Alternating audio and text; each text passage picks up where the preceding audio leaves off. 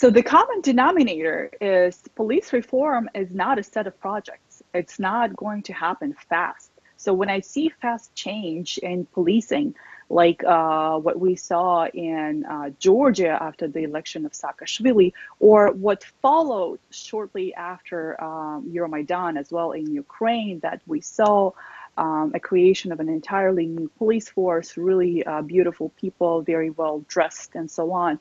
So when I see the change happening very fast and is driven top down, it's really concerning, because that means that the diversity of opinions, the diversity of demands coming from bottom up are not really incorporated into the change.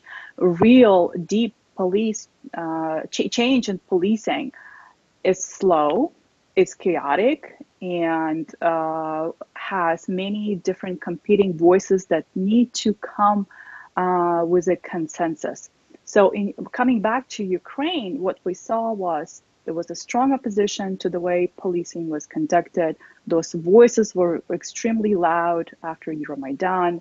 Poroshenko promised reform for some time. Those voices were listened to.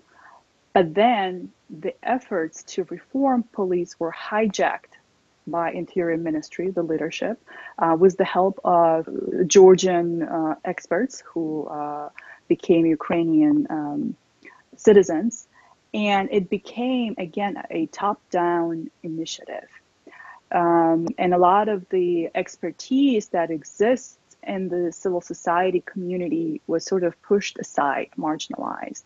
I hope that this will change in Ukraine, and it did change in Georgia as well after Saakashvili's party was voted out of power, for instance, that the discussion again becomes multifaceted, and we'll have more voices in the design of what kind of police we need.